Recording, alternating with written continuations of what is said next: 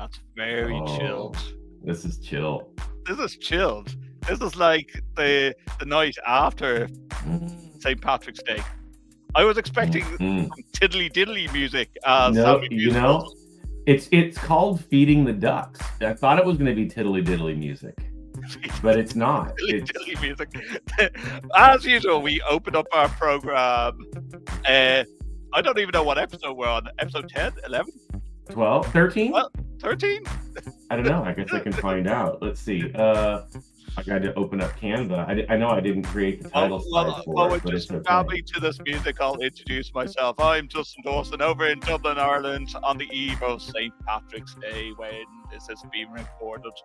To the right of me on screen is Dr. Joe Way. Hey. This is number 13. Lucky number 13. So it is Taylor Swift's episode. Taylor Swift's episode, number 13. But she's not Irish.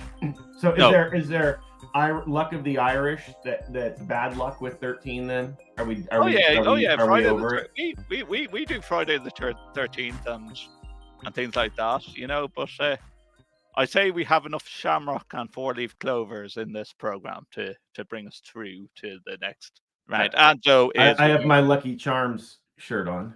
Did you buy that in Temple Bar? No, I didn't. I've actually had it for years. Oh, nice. So it was my go-to for the St. Patrick's Day clothing. But now, since I now own a Temple Bar T-shirt, that is now my... And have you actually searched in your Irish roots yet, Joe?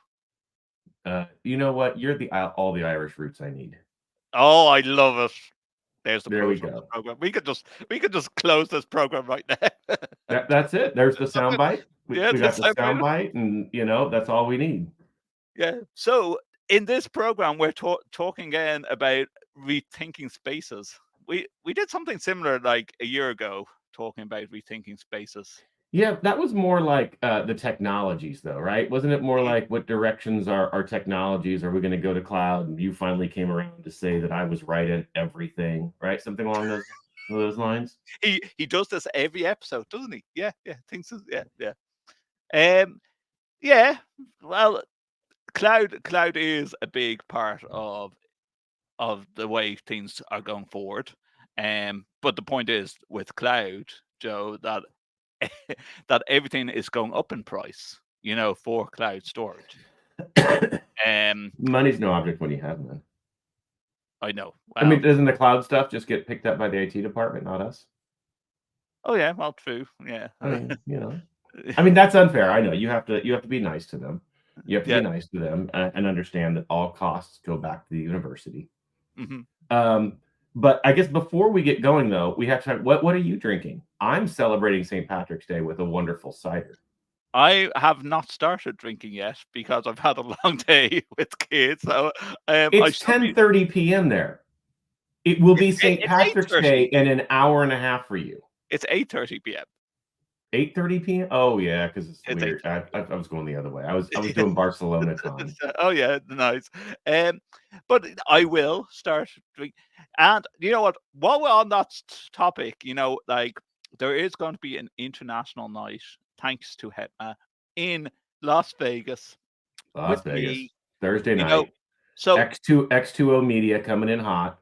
X2O Media coming in hot as always. Great guys over there. But also, I would love to have a bit of a happy hour. And if you're an Irish craft company that's listening in now, this is your opportunity, because Joe's going to just throw off some random stats here. How many, like, there's about 40 or 50,000 that go through Infocom? Yeah. I think they're a little over 40,000. I think they're going to hit 50,000 this year. I'm feeling pretty solid. They're going to hit 50 grand. You had 1 in 10 getting 1 in 10 people last year got scanned at our badge. Is that crazy or what? Yeah, so there's a lot of opportunity for people that want to send over craft beers. And if you are a crisp company, I would love to bring over Irish crisps over to crisps. Is that? Oh, those are your potato chips. Potato chips. Okay, we're gonna go potato chips. Yeah, we got down the Irish terminology route now. Crisps. Yeah. No. Potato chips. Did you try Ruffles Lays? Did you try any potato chips while you're over in Ireland? Why would I do that? I have potato chips here. Yeah, but the Irish taste better. Well, I guess you'll have to have them over here and find Yeah, out. and that's what we have to do. So, contact the show if you want to get involved in that as well. Infocom's only around the corner, Joe. It is right around the corner, scarily around the corner. April, May, June. We are less 3 months away from being there. We've got the Higher Ed AV Awards go live next week with people being able to put in nominations and everything. So that's exciting. The awards show we're holding it live at we're breaking it here. I haven't put it public yet. Breaking it here. Break I'm news. putting it public on Monday. So basically, anyone who's listening to this in the one day that it will be available between here and the official announcement. It'll be at the Jimmy Kimmel Comedy Club at the Link Promenade. We are renting that out for the Higher Ed AV Awards, 6 to 9 p.m. on Monday night. So you go, you do the training on Monday. On the first day of the HETMA Education Summit, we close out Monday night at the Jimmy Kimmel Comedy Club.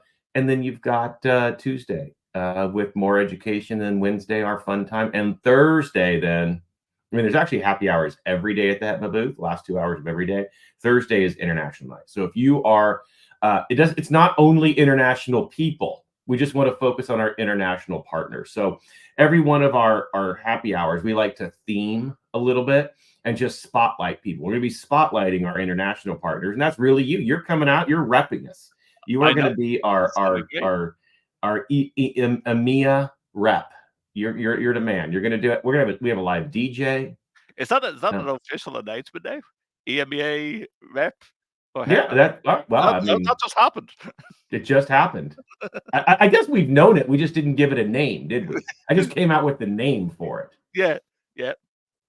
And there's more to be discussed on that. Because Joe has been so good that he's going to actually put me up in LA for 2 nights before we actually road trip.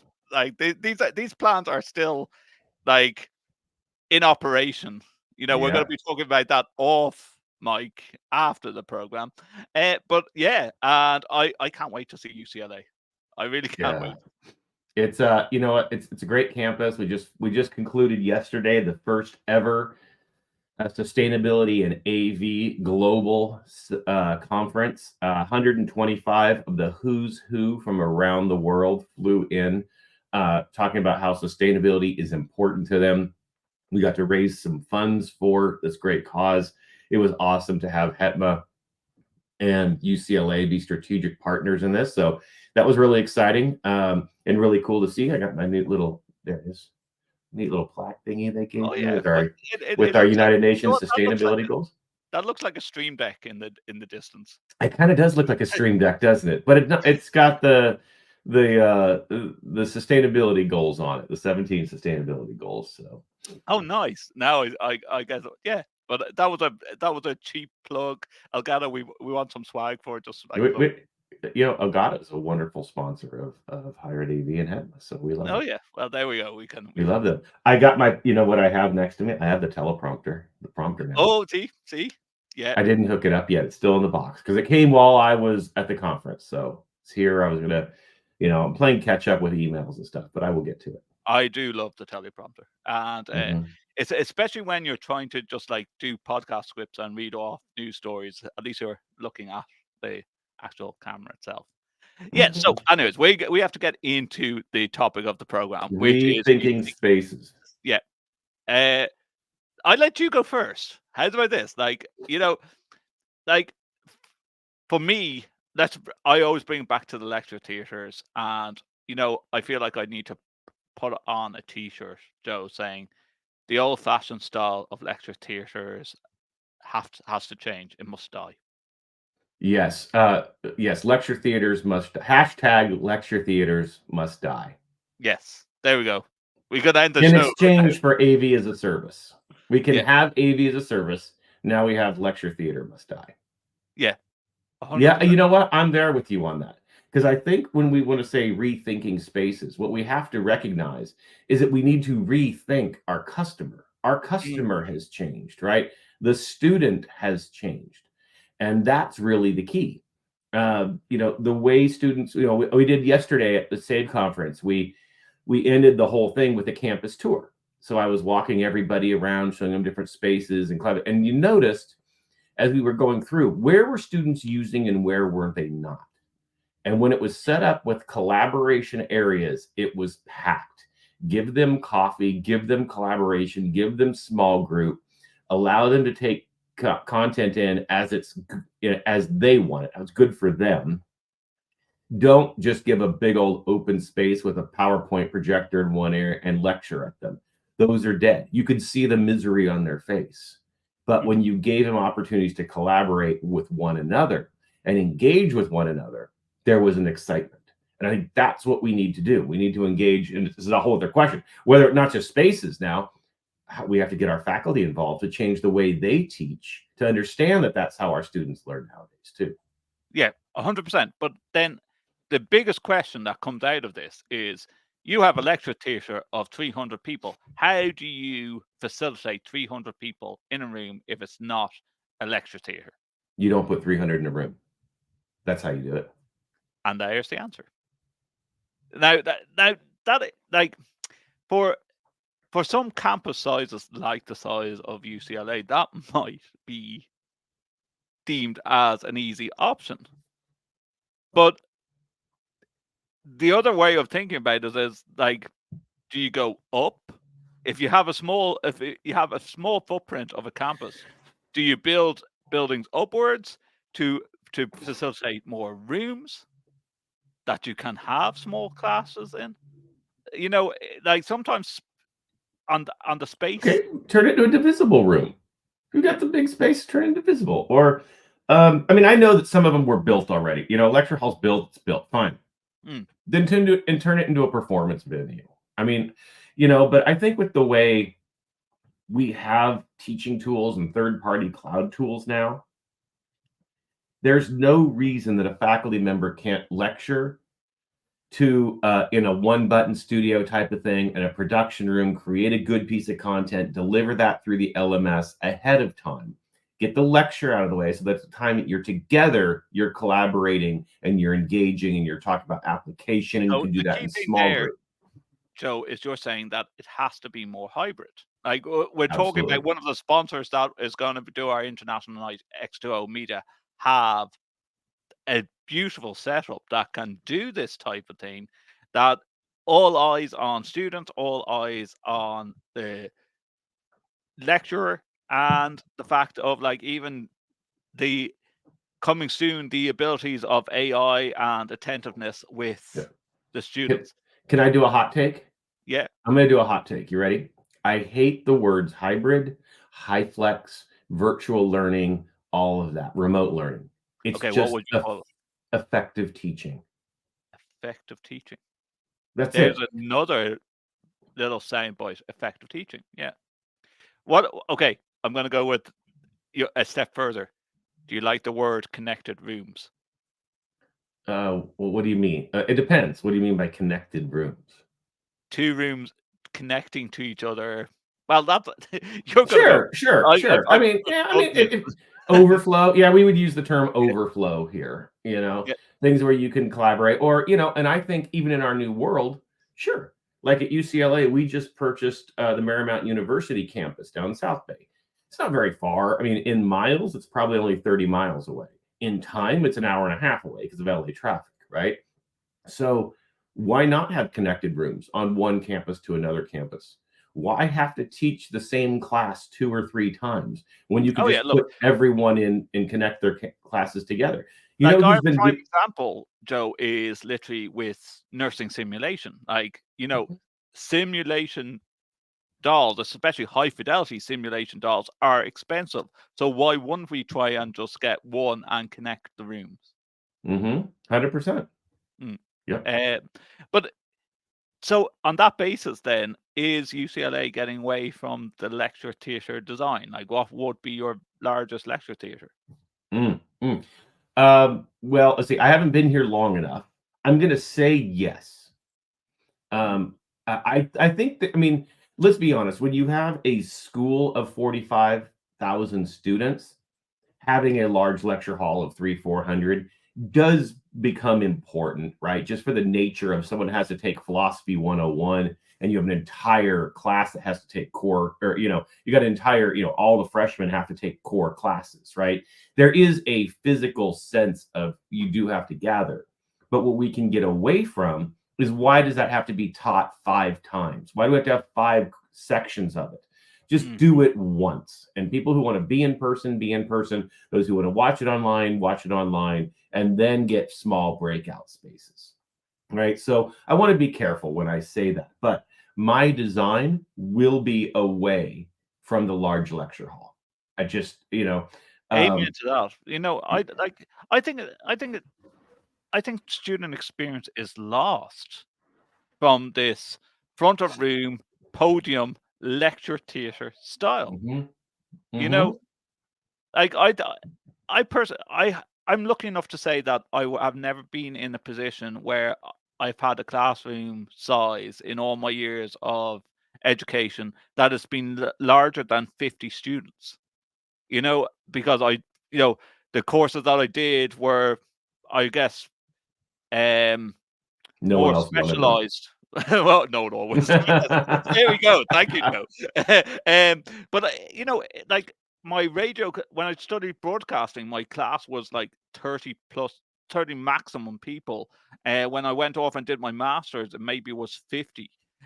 So never had to sit in massive, large lecture theaters hearing and even when you had 30 people, you might have had the same person that would like to talk out, probably me, about a certain subject, versus when you have 300 students in a classroom. And look, I've talked about this at conferences as well. If you have the neurodiverse person that doesn't like crowds, doesn't like the maybe a bit introvert, and just doesn't want to be in a class environment of 300 people, they have to have the ability. And this is the key thing. I don't believe enough universities, and I'm not aiming this at my university, I don't think enough universities are asking the students what they want. And the key thing is, campuses, to keep campuses alive, it costs a lot of money. We've had these conversations when you were in Dublin with Amy, and talking about universities here, like compared to America. Like you can make $1 million of doing one football match, whereas post COVID, they wanted those students back on campus because it's costing them so much money as a footprint to have people, an empty campus. So stick or twist. Like the whole idea of stick or twist. Stick or twist. Yeah. All right. We're going. We're going to Vegas in a couple of months, so we have to talk some stick and twist. Okay, go on. You just had me at stick and twist. Right. But you have to have the thought of, like, and this is where I don't think even IT departments or IT/AV departments in Irish universities are still talking about this modeled approach of having I forget the terminology you called it, but I'm going to say hybrid again here, but have that approach anymore. They just want the students bums on seats and fill the lecture theater. Yeah. And while you're at it, buy some sweets in our local shop. Yeah. I mean, I think you're right. We're agreeing way too much in this episode. So we at some point we're going to get to the open office conversation. We'll get to the open office conversation, and then we'll disagree. But let's close this. The final thought here is you're right. We have to recognize, you were right when you said people aren't talking to the students enough. Because if you talk to the students, you find out they're not it's not that they want to come here and go to class. They want the campus experience. They want to be back on campus. They just don't want to sit and get bored for an hour and a half being lectured at. Yeah. So give them the modality to allow them to learn how it's effective for them. Mm-hmm. right? And you have to give all, that's why I called it, the word I said was effective teaching. It's a yes and approach. Yes, let it be delivered in person. Yes, let it be delivered online. Yes, let it be delivered in a way neurodiverse, or someone give captioning. Let someone watch it online with closed captioning in their native language, right? That Yes. makes it Yes. accessible, right? So it's not that I'm saying you have to do it's not a 1A or a choice B or a choice A. It's all of them. Make every class available in every way that you possibly can, and understand there are monetary restrictions and things that do come into play, especially for smaller schools. Easy for me to say at one of the wealthiest schools, right? I get that I can do that, and I understand that there are uh, but I really have a hard time, even if you're at a small school and you go to your senior leadership and say, so it's okay for us to not care about neurodiverse students and students who need accessibility help, right? Because they're going to say no, it's not okay. You go, okay, fine. Now this is how we have to design our spaces and do it. Because when you say no to that and no to the multimodalities, you're saying yes that it's okay to discriminate against other people Yes. and that you're picking one type, Yeah. right? And then so I think that's really the key, is looking at it through that. And also, I don't think we're very good storytellers as AV people. No. We know it, but we don't need to put it in the terms as to the why. Why are we saying we need these modalities? Now, and it's not even just the students who ask for it. The problem is it's not the students that ask for it. The problem is the students who don't ask for it and need it. You're asking somebody who needs, added accommodations to have to step out of their comfort zone and tell you. No, we need to be thinking about their needs, even if they don't speak them, Mhm. right? And I think that's the key. Like I always find with a lecture theatre, it's that uncomfortable moment, right? It's like as if when you're sitting around a boardroom table and you come into the meeting late and you see that empty seat, that one empty seat at a table, but you have to shuffle past 10 people to get into that empty seat. The same Mhm. type of thing happens in a lecture theatre environment. Now, add the neurodiversity into that and just go, I don't feel comfortable. I need to step out, but I can't step out because 200 plus people are going to notice me stepping out. But I'm an adult, I'm not a child, so why should I feel that I'm intimidated because I need to leave the room? Mm. And that's the type of environment that I believe exists all the time with a lecture theatre. That you have to shuffle past people. People sit. You just if someone actually took a camera and just watched students sitting in groups at a lecture theatre, like usually the back will fill up first, then the front, then there'll be loads of spaces in the middle, but like people are pocketed and there's empty seats in different areas. Yep. So it the whole it just needs to change that type of approach. And like going over to different things like LTSMGs and whatever, you actually see different designs, which you can say this space can accommodate for more than one reason and design. You know, I think that the nicest ones is like instead of having just like the table wooden bench in front of the seat approach on a tiered basis, that I always just call it the Google approach. That they might have a fold out table that you might be able to pull up out of the seats or whatever. But like they're colored, they're cushioned, the place can be multi-purpose. Mm-hmm. You might have some bean bags around the top. You have an accessibility bay for a wheelchair or whatever. We have to start making this more attractive as well. Yeah. Than Yeah. One thing that was really cool, there was a school, and I'm totally blanking who did it, and they're going to scream out and tweet out that it was them when I say it.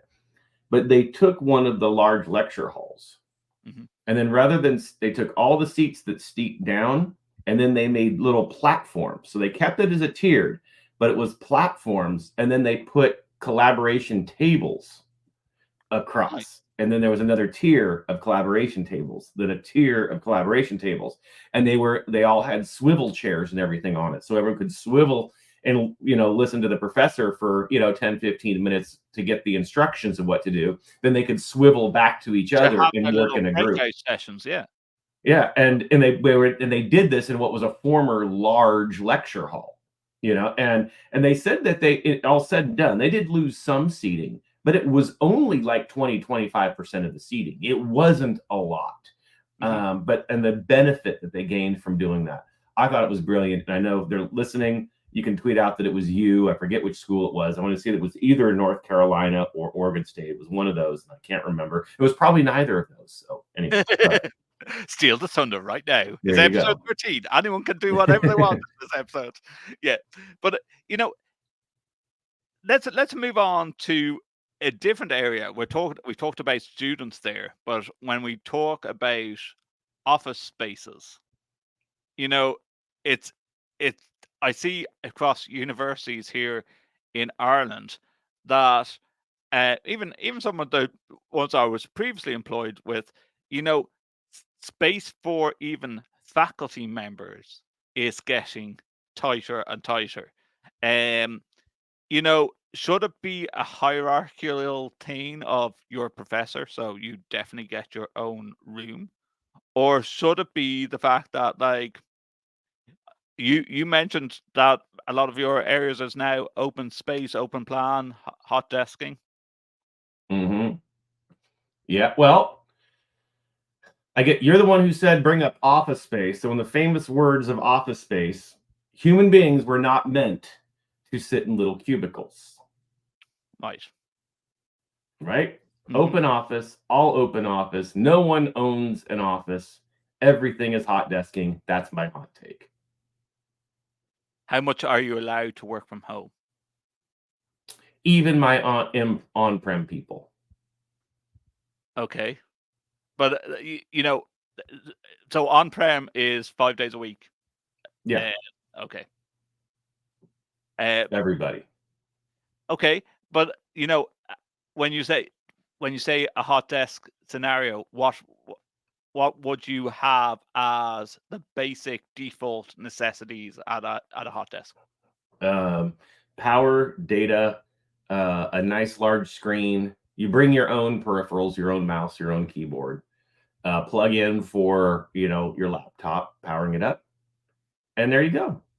And you can have different hot desk areas, like we talked about this. If you have someone who's a programmer or uses workstations or has to configure devices, then there's a workbench area where they can bring it in and they check it out. Maybe they need it for 2 or 3 days. They can check that out for 2 or 3 days. So they have the area where they can do all the equipment, and they've still got where they're going to plug in their laptop. But then when they're done with that part of the project, they clear out. What about people that need to test sound and visual equipment? Have you got? You have an area for that. Yeah, and that's the key thing. A work spot area. So yeah, so there's a workbench area, and then there's a office area. I think the only exception, obviously, is, and again, this is really student workers too. It's not even the full time. I would say the exception is who's answering the phone, the help desk phone, because the help desk phones and computers are where they are. But that doesn't mean. But that's the role of student help, right? And they're going to rotate through whoever's working that. So and I'm not against it. It ends up being human nature. People start taking over certain areas and make them theirs, right? And you form your professional cliques where you seem to default to. But it's a true story. When first day I came to UCLA, and they gave me the little tour, and new boss is here, and I walk around, and they opened up the office, and they go, "Oh, and here's your office." I'm like, "Oh, it's great. You can turn it into a conference room. I don't need it." And they were looked at me like, "Wait, what?" I'm like, "Yeah, no. Do we need a conference room? Turn it into a conference room." I'm not going to use. I've used it 3 times. And go ahead. Yeah, I was going to say, what if you need spaces to meet someone? Have a bunch of conference rooms. Okay, yeah. You have enough conference rooms then. Yeah, and you just check out the and sometimes I'll go in and I'll check out a conference room for a whole day, right? You just get a little, we use a thing called Team. It's TEEM. And you go on there and you actually can check out a desk, a conference room. You just you actually fill out, what do I need? It needs to have a Zoom display, like a D10 or a Neat board, right? I need it to seat 6 people and this, and then and which building are you in? I'm in this building, and it populates out all your options. Or you put in how long do you need it for, or like the time frame you need it for, and it gives all your options. And you just click, I want that one, and it reserves it for you. And I think that's a difference. And well, from what I'm hearing, I find with Irish universities, I'm pushing this across Irish universities, and what I've seen across several Irish universities is that a lot of schools go off and do their own thing. So there's no centralized booking system for some of these rooms and conference room facilities. And when there is, the school is nearly 24/7 booking out their own conference rooms. And hold on, you're from nursing. Well, business school always will have priority over our own conference room. Do you see does that Yeah, happen? no. Again, people naturally, you can filter by department area. I've never heard so we have an enterprise system, and I haven't heard of people snagging. Like, I've booked a conference room in the School of Business, because I had meetings over there. It was open. I took it. Yeah. No one cared. I walked up, hit my card, the room opened. But let's say for each one of the buildings, how many conference rooms may you have ready to go in comparison? How many conference? Oh, we have hundreds. See, yeah. Yeah. I mean, again, size of school, so I get it. There is, there is a difference, right? And see that I believe that there is also certain conference rooms on different campuses with universities in Ireland that might have a more sophisticated, high-tech conference room than another one. Or even, I've heard faculty going, I'm not going to that room anymore. The equipment never works. Well, this is where standardization across an that's where enterprise is important. Yeah. We pretty much have, Zoom-enabled displays, D10s or Neats. We're about 50-50. But and to a user, it doesn't matter, right? The Zoom-enabled display is a Zoom-enabled display. And the ability to project, is there, right? No matter what. So I think, there's just that standardization. They know they know they can walk in, they know they can wirelessly share, or they can plug in and they can do a Zoom call. That's a standard for our conference room. The difference might be it seats 4 people, 6 people, 8 people, 18 people. That's it, right? Some have a view of the ocean. Some have other. This is something that I've always had a problem with open spaces. Okay, and I think I know where you're going to give me the answer to this, right? But on a hot desk scenario, I remember when I worked in private sector, it was a financial firm. There was 2,000 employees working at open plan spaces. Noise was a big factor. So they started giving all these accountants and all the tech teams noise cancelling headphones. It cost a fortune to give all the staff noise cancelling headphones when they're in calls.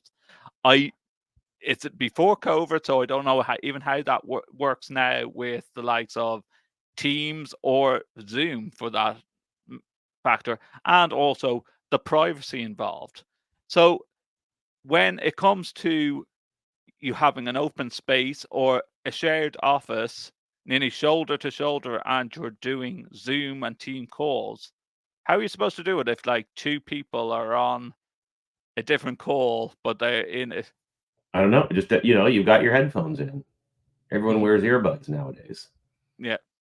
I mean, I do honestly, if you see me I take my work calls from the Luskin Hotel all the time. That's central in my, my live events team is based out of there, and it's central on campus. It's got an active bar and restaurant and hustle and bustle of a conference. And I just take a little table and a chair, and that's where I do my meetings all day long. And around me, and even my boss's boss does. We all hang out kind of in the same lobby all day, and it doesn't bother anybody. It doesn't. That's what I wanted to hear. Like, does it bother anyone? Does anyone think like, no, that person over there is being too loud? Or so here's the thing. I think there's a technical term for it, and I can't remember what it is. But it's true of like sound and busyness, and really, I think what it has to do with is the idea of appropriateness, right? If you have an open office area, and it's all just accountants sitting on Excel sheets, and then one person's on a call. Now, granted, in the old days, you used to have a telephone at your desk and you would pick it up and speak on it. What's the difference? True. People could hear you talk and they just couldn't hear the other person. You put earbuds in, they can still just hear you talk and they can't hear the other person. Right? There's no difference than when it was a telephone there. And so what happens is in a too quiet of an office, the one or two people will fight against one another for loudness and who takes over, and then there's the annoyance. Once you get 3 or 4, they naturally cancel. And I knew this from back when I used to own restaurants and clubs. It's the same reason as why when you go to a restaurant, you can be in booths right next to other people and not hear a word they're saying. But they're having a conversation just as loud as you are. Because your mind naturally knows how to turn off and focus on a certain area. But if you're in an empty restaurant, there's one other person having a conversation and you're eating alone, it's all you can do is help but hear it. Yeah. Right? And it is a phenomenon. So there are ways around it. Cambridge sound, right? Throw sound masking up. White noise, music, background music, right? All of our, Zoom is good enough now to cancel out background music, right? So, do some of that, and that will naturally give that, and that's what they say, like by having like background music or white noise, something along those lines, it will naturally adds the second element to any other conversation. So the third conversation now becomes the wash and you don't hear anything. But going back to it a bit, Joe, do the likes of professors, assistant professors, associate professors, do they get their own offices on site? Well, I mean, that's a whole other thing because they have their own political thing that there's the, I don't want to get canceled, but they call the, the big instrument theory, right? Whoever gets the best office based on seniority, et cetera, right? And so they will do a pissing match among one another to see, over clout. So it means something, and it's still very ingrained in the academic sense for faculty. Oh yeah, I think that ours at UCLA are fantastic, but I know it's deep in academia about that. And it is same in Ireland, but like there is some justifications to it of that some of these faculty may be meeting with students and need students to, whether it be talking about assignments or whether it be talking about their research project. So in the same sense, are they supposed to book a little conference room to have these discussions? I look at it this way. In the past, yeah, sure, having a faculty member have an office space because they had to do office hours to meet students because they did their research and they had their bookshelves and bookshelves of stuff. Our libraries don't put books in them anymore. They're all online. I did my whole PhD with materials that were online. You go to WorldCat and find any book and you read it online. There is people though that still like the printed versions. Sure, but you don't need it. And the world's only going to go more toward virtual. We know, like in the library circles, right? I've been part of library construction projects. And they will tell you They want collaboration spaces, quiet, steady spaces, reading spaces, and art more than they want space for books. Mm. They need help desks and reference areas. They want computer labs and seminar spaces. That's what they want. At USC, we took our downstairs of our library and turned it into our esports arena in the library because that's a space that didn't need books anymore.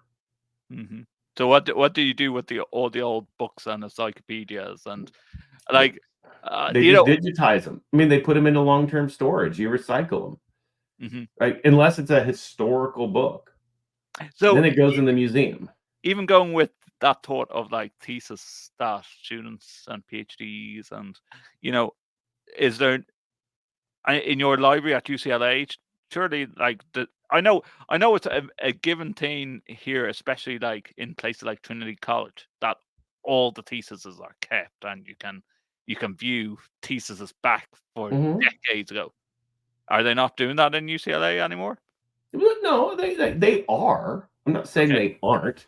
And if I move my camera, I mean, let it go up. I mean, there's my book and my thesis right up behind me, right? Like, it's not that I don't. I'm just saying that if we're having the argument about office space, it's not needed, right? Even faculty now don't want to be on campus for 40 hours a week. They want to show up, teach, and go home. They even book their student office hours around their lectures, right? So they can use their home for their books. But that's where you just go, should faculty members need an office each? And that is controversial. I know that is controversial. 100% controversial.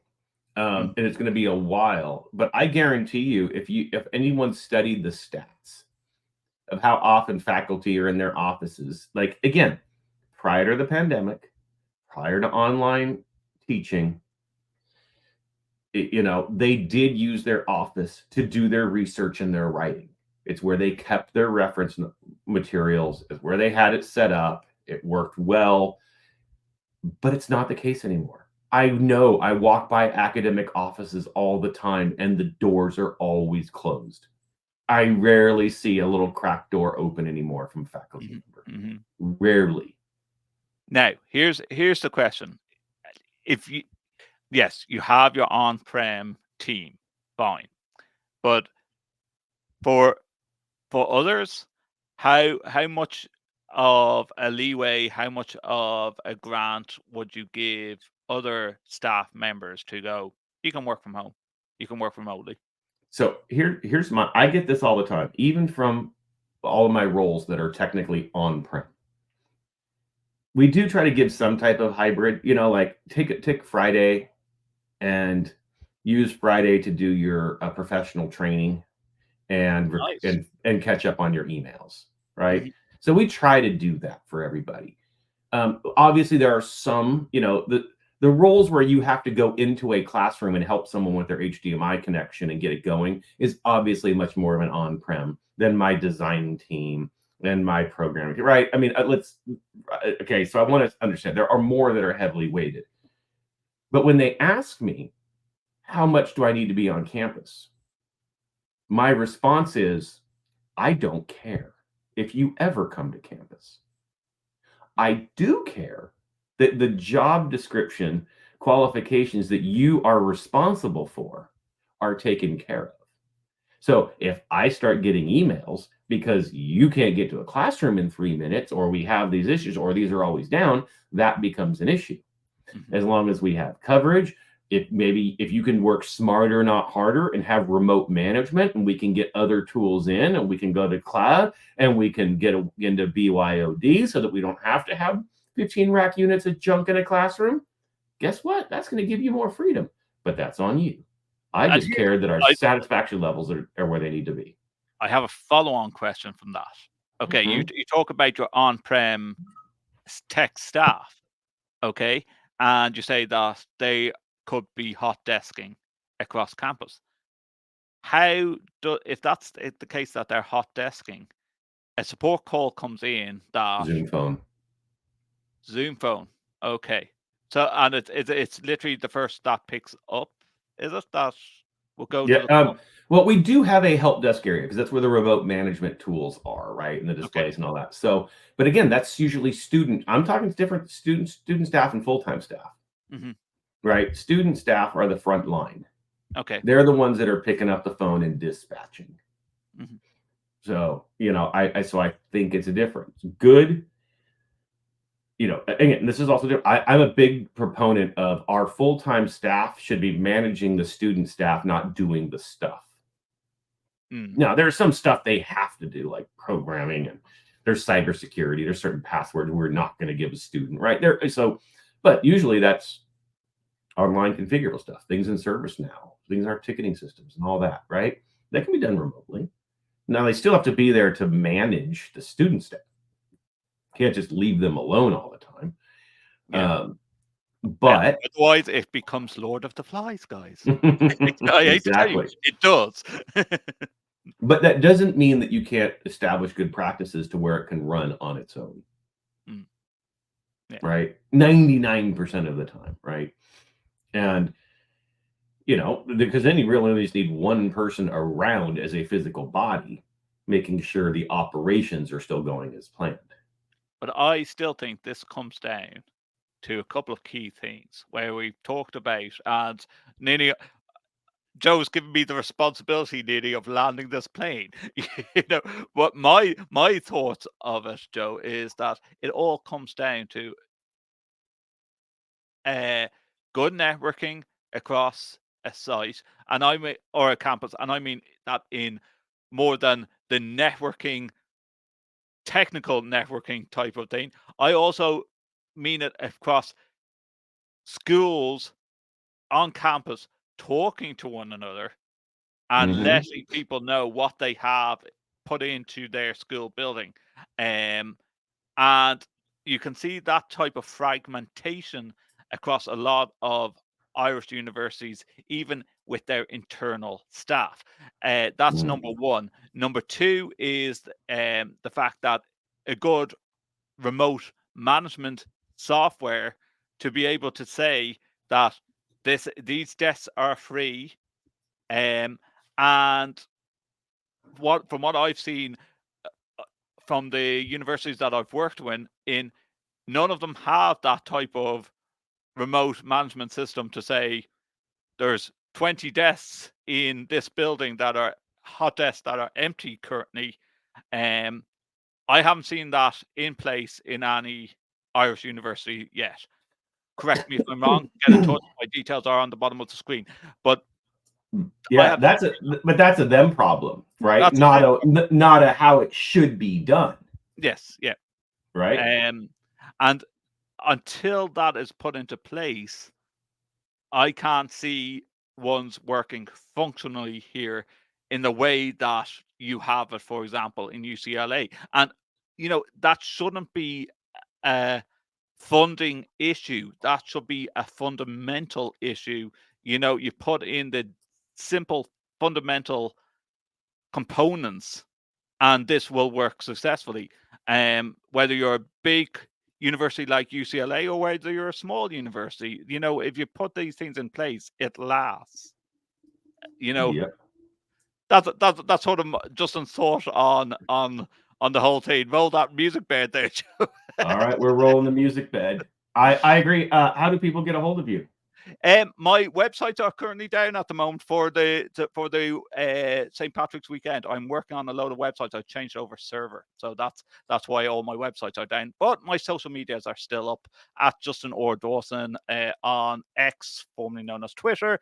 You can also find me on Instagram, LinkedIn, and my personal website, justinordawson.com, will be up again on the 18th of March. Apparently, we're on a bank holiday, so no, none of these IT people want to work.